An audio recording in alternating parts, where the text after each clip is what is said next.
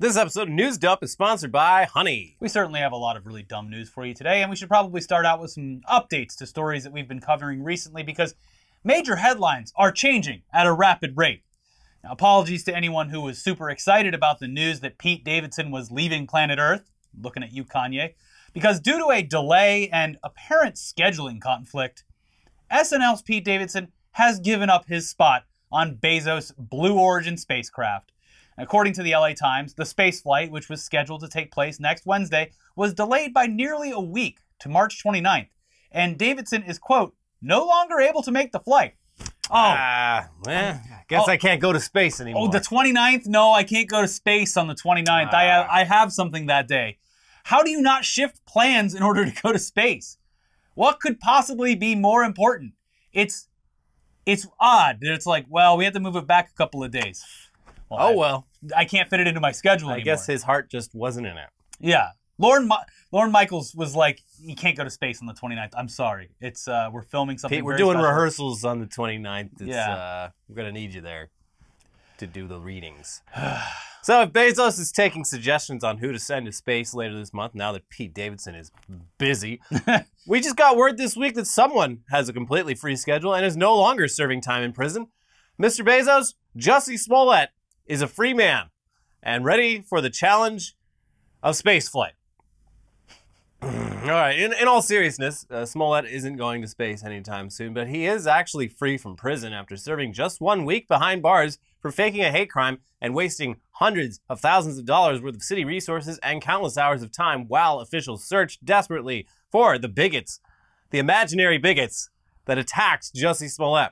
It was just last week that Smollett was sentenced to a few months in prison, which caused him to start yelling about how he was going to get Epsteined or something. And even just a few hours after being incarcerated in protective custody away from the general prison population, his family members indicated that he was being held in a psych ward because he was at risk of self-harm. Yeah. There's been a lot of Jussie talk this week, and all of it I was very suspicious of. But according to a statement released after the accusation, authorities indicated that, quote, the troubled actor was only in the ward because it's one of the areas in the jail where high-profile inmates are housed. Mr. Smollett is not being held in solitary confinement, the Cook County Sheriff's Office said in a statement. The use of solitary confinement was abolished at the Cook County Jail in 2016, and any claim that he is being held in this manner is false. Okay. The sheriff said Smollett is given substantial time out of his cell and is able to use the telephone, watch television, and interact with staff. These protocols are routinely used for individuals ordered into protective custody who may potentially be at risk of harm due to the nature of their charges, their profession, or their noteworthy status, the statement said. Jussie was, despite all this, eventually moved to a different cell because of the complaints. It's like, okay, fine, here's another one. All right, you want to be in the general population? Sure. I don't even think he got switched to that. It was just like, here's literally another cell if this makes you happy.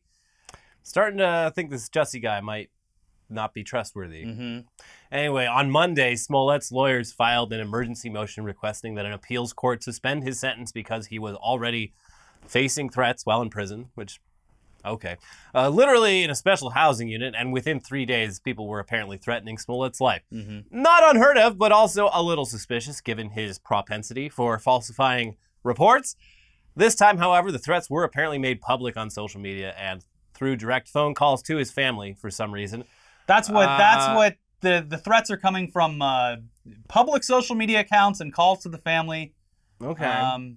So according to his lawyers and statements made by family members, the 39-year-old entertainer has allegedly received vicious threats on social media that no doubt reflect the hatred and wish for physical harm towards Smollett, which he may experience during incarceration.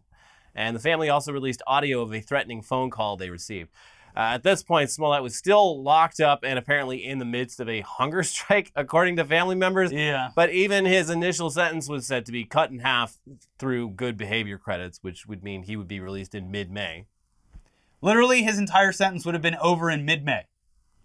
Getting off pretty light. Yeah. All things considered. But he got off lighter than that, buddy. Yeah. His release came a hell of a lot quicker than that because on Wednesday of this week, Jussie Smollett walked out of prison a semi-free man, at least temporarily free, while he appeals the case against him. Here's the Associated Press. Jussie Smollett was released from jail Wednesday following 6 nights behind bars after an appeals court agreed with his lawyers that he should be free pending the appeal of his conviction for lying to police about a racist and homophobic attack. The former Empire actor walked out of the Cook County jail surrounded by security. He did not comment as he got into an awaiting SUV, but his attorney said Smollett, who is black and gay, was the target of a racist justice system and people playing politics.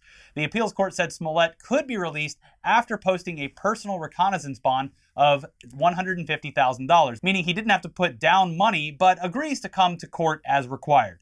And again, it goes without saying, but yes, the prison system in this country is horrific and well overused in nonviolent cases, but the never-ending saga of Jussie Smollett, who was essentially caught red-handed and found guilty of multiple felony charges, is fascinating to watch. Yeah, I think they should just, we need to bring back exiling people. Just exile Jussie Smollett from the city of Chicago. Be like, you can't enter the city of Chicago for 10 years.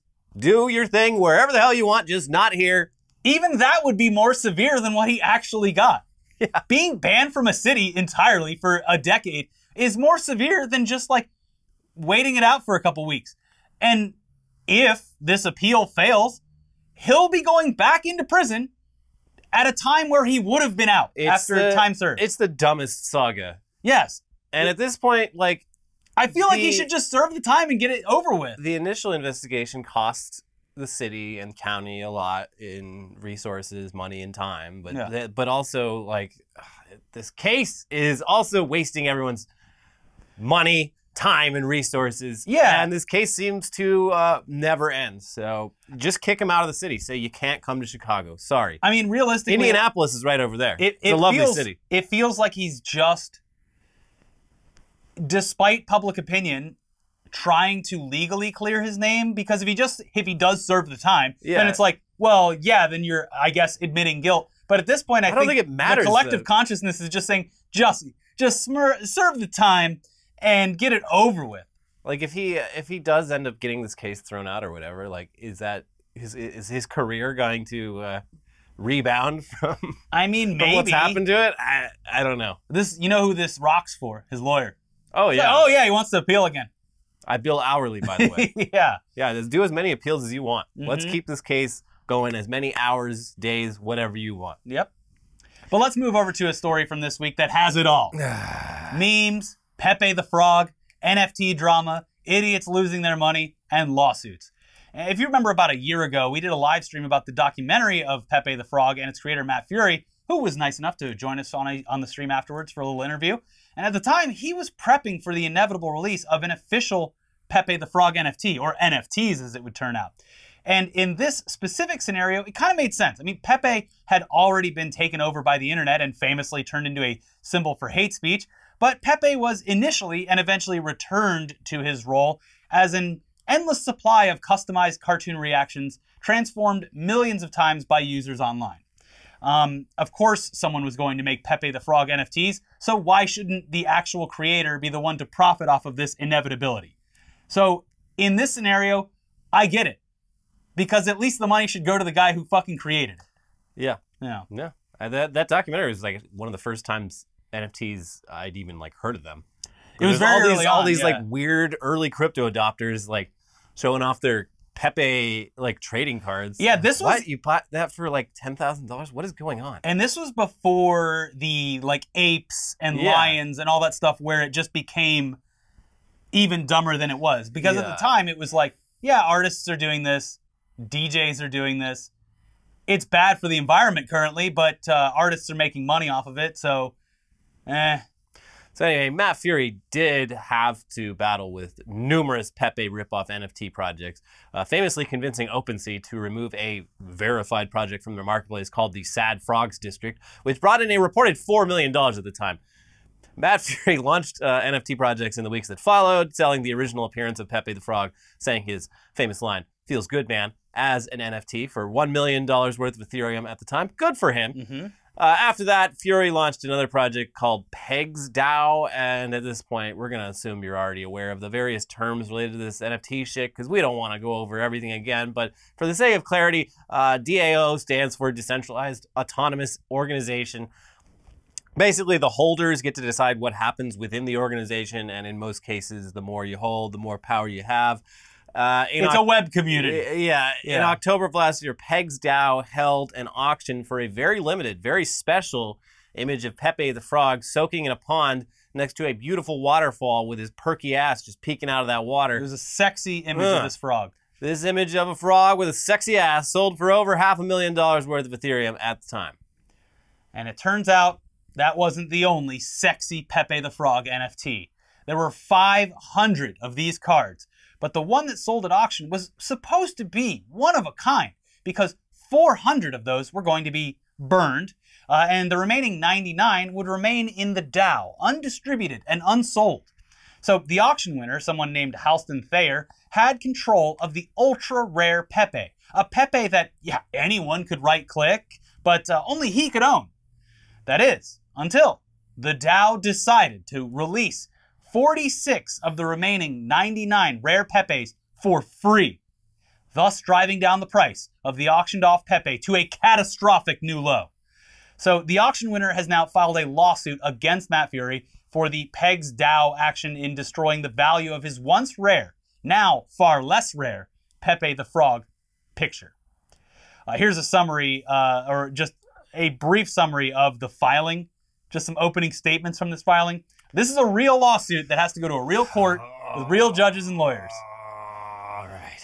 This action arises from defendants' unlawful, unfair, and fraudulent business practices, which includes their unfair, deceptive, untrue, and misleading advertising and wrongful actions with respect to an auction for a particular non-fungible token, NFT, that led plaintiff and others to grossly overbid on the NFT. Plaintiff therefore brings this action for fraudulent inducement, intentional and negligent misrepresentation, unfair competition, and unlawful business acts and practices, breach of contract, breach of the implied covenant of good faith and fair dealing, and unjust enrichment.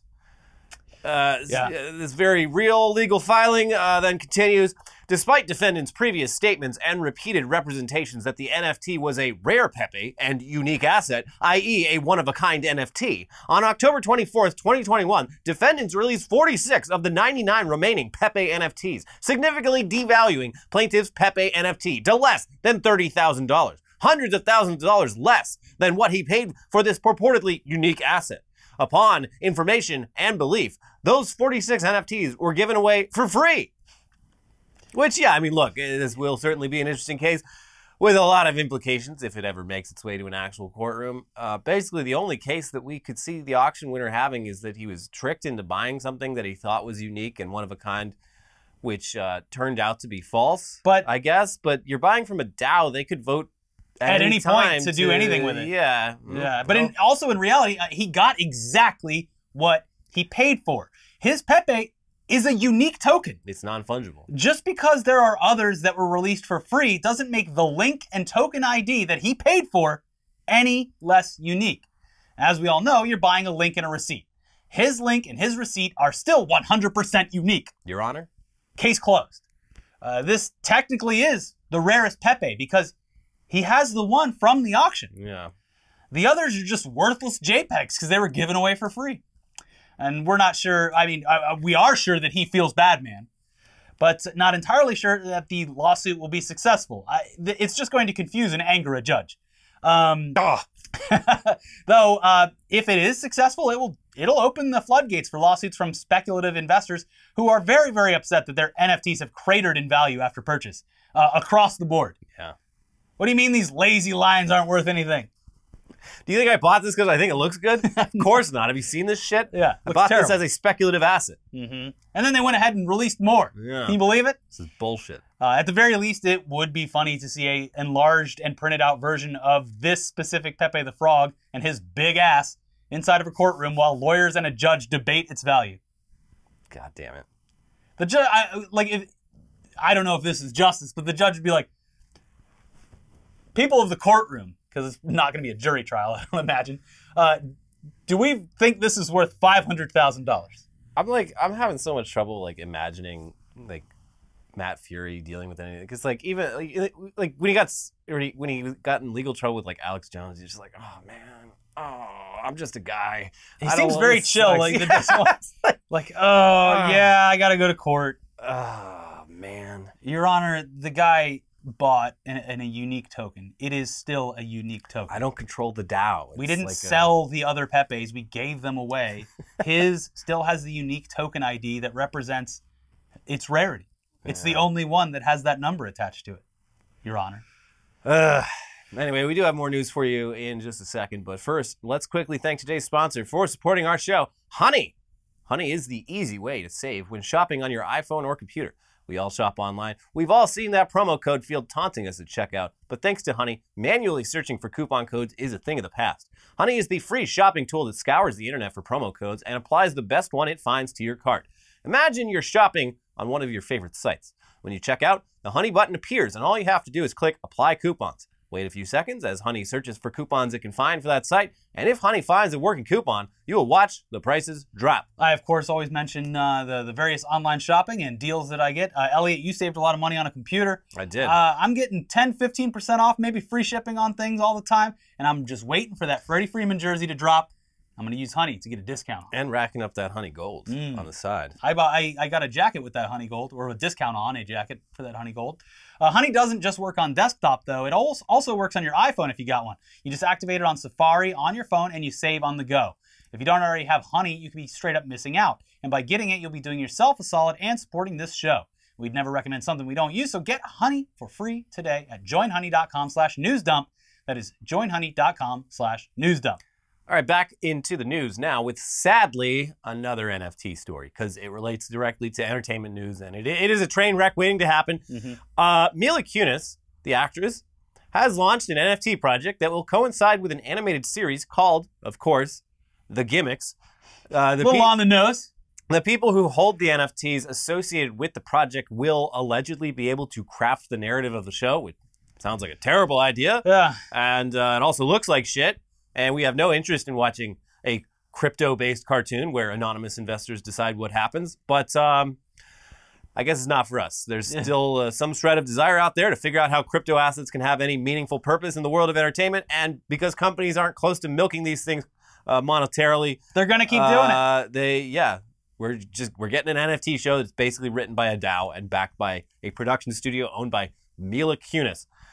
This also isn't the first animated series based on NFTs that Kunis has been involved in. Her and her husband, real power team here, Ashton Kutcher, they released Stoner Cats last year, a series that was apparently only watchable if you owned one of the tokens. Yeah, tokens. Shut up.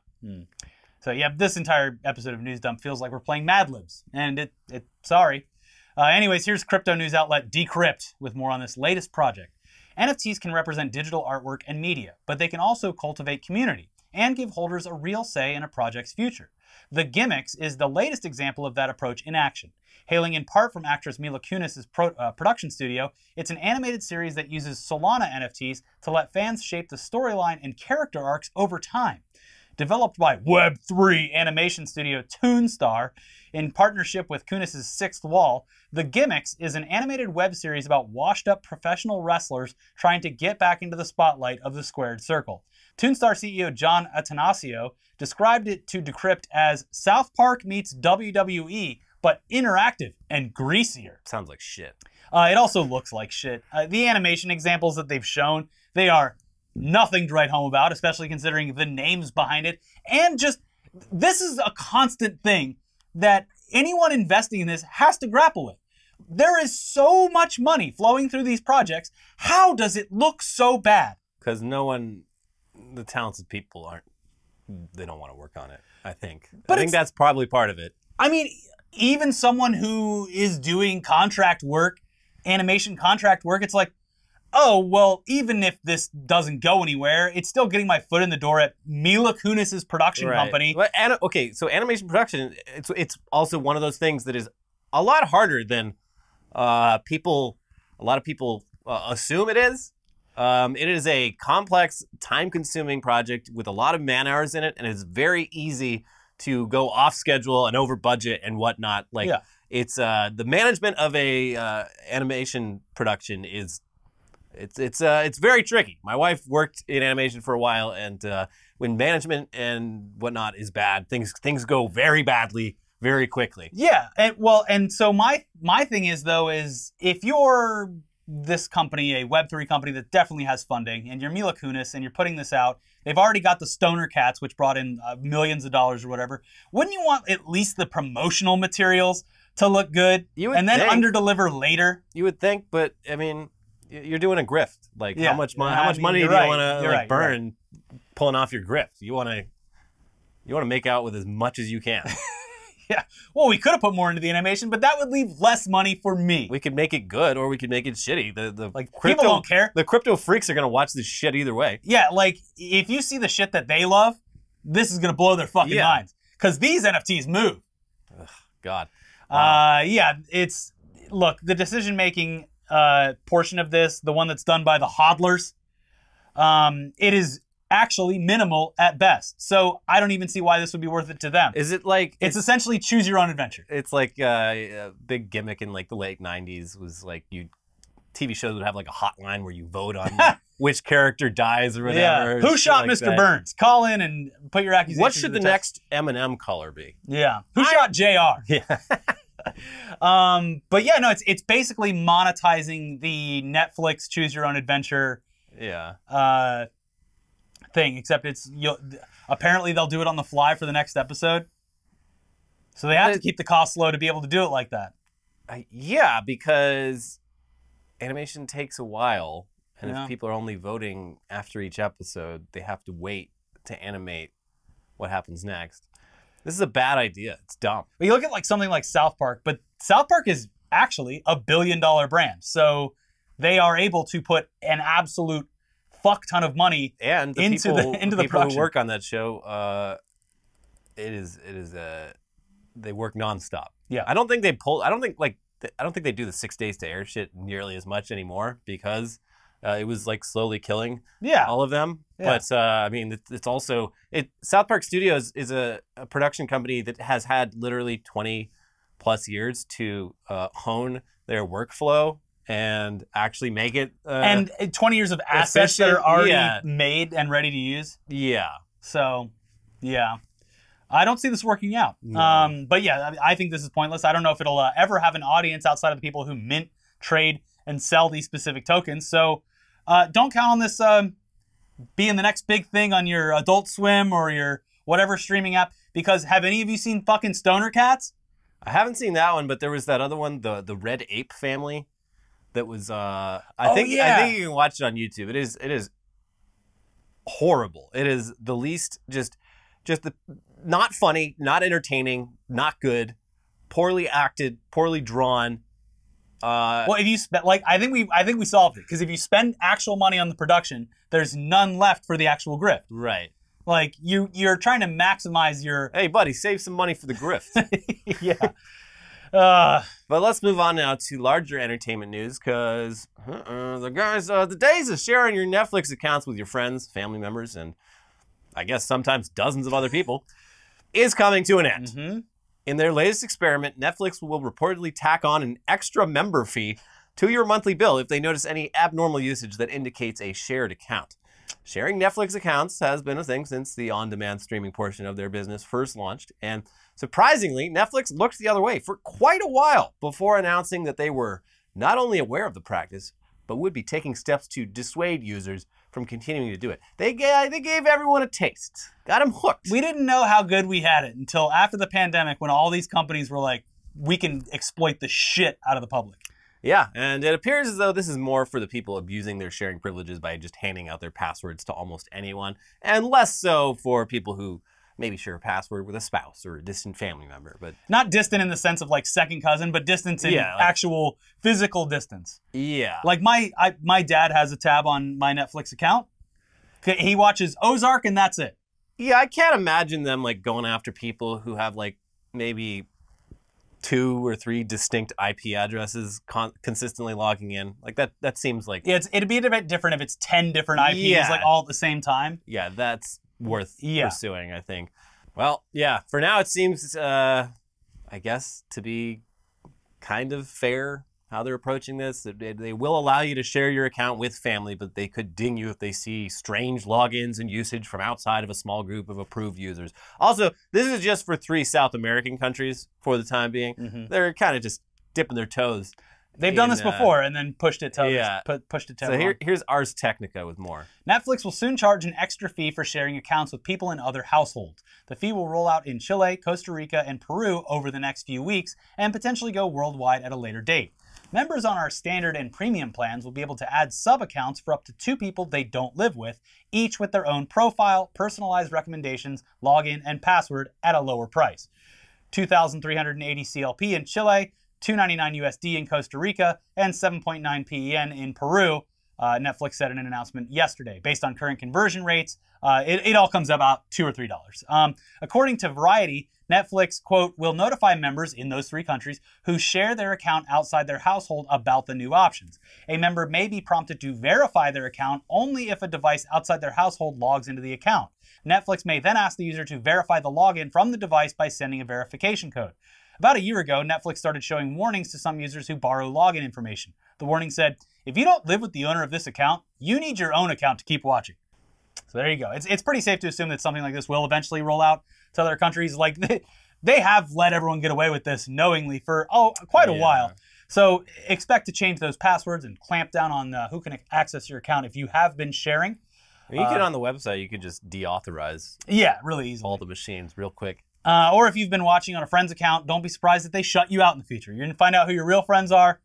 I don't know if I like it, but I feel like it works the way that Adobe does it, where you can only have, I think it's 2 on at the same exact time. So if I got on a laptop and needed to use Premiere, it would force one of the other accounts to log out, and you'd have to log back in and switch it back. Yeah, it does it pretty seamlessly, though. Yeah, so it might be something like that, but yeah, the days of having 50 fucking people on one Netflix account probably coming to an end. They're also jacking up their they prices. Keep creeping the price up. It's what, $17 a month now if you have like the 4K enabled? And it's not even like Netflix. I mean, more and more. I open up Netflix, scroll for like 10 minutes, and I'm like, I don't want to watch any of this fucking shit. And then I go over to HBO Max. Which has a legitimately much better library. Yeah, Netflix, I'm getting through Ozark right now. There's a couple things, but it's like, man, I don't know. Yeah, I spend most of my time on HBO Max because it does have a lot. And they're not paying us to say that. They're not. If they were, we would have to announce it. We would have to disclose it. Yes. But hey, they should, because I do like the service. So give us money for talking about it.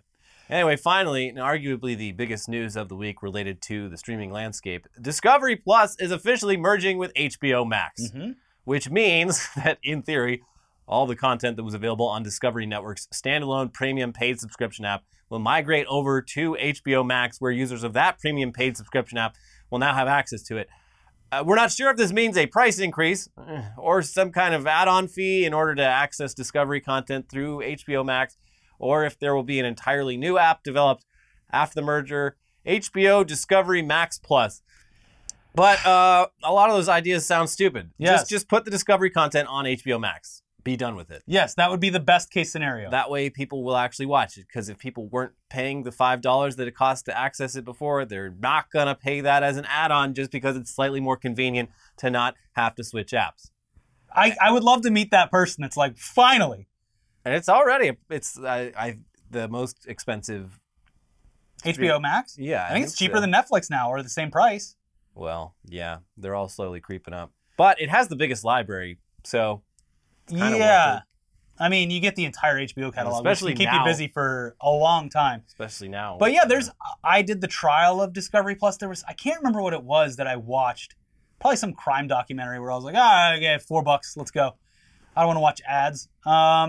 And it was fine. There was enough stuff. Like, if you mindlessly watch HGTV and those kind of things, like, there's a decent amount of stuff there to watch. Yeah, here's a show you should watch on Discovery Plus. Hey, there you go. The Ghost Town Terror, starring my wife.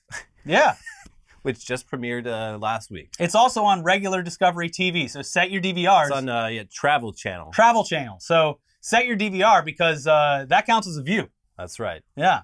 Uh-oh. The disclosure police are here. The content police. Yeah. Elliot has a financial and romantic relationship from something that he romantic promoted. Disclosure. He's promoting his wife's show. No, you should watch it, though. It's great. I just saw the first episode last week when it premiered. It's very informative and entertaining. Yeah, it's spooky. It's a very spooky show. But yeah, it would be great if that just came to HBO Max and more people were able to watch it without having to sign up for a separate service. Yes. Anyways, that's it for this week's episode. Go watch Elliot's wife's show. And if you want to see our show live in Texas, you're running out of time. But April 1st, we're playing at some theater in Stateside Theater in Austin, Texas. April 1st, sometime in the evening. Yeah. And you are running out of time to get tickets. Yeah. Because I'm claiming a bunch to give away to my family so they fill out the seats. So you better get to it before I do. Yeah. Yeah. So get your tickets now. There's a link in the description. If you haven't watched already, check out our episodes from earlier this week. We got deepfake Zelensky that Russia tried to pass off. Russia, hello, it is me, President Zelensky. I surrender. Yeah, and then a story about a Twitch streamer who was able to escape the invasion. So far, so good. Yeah. And check both of those out. Subscribe to the channel, and we'll see you soon for some weird news. Bye-bye. Bye.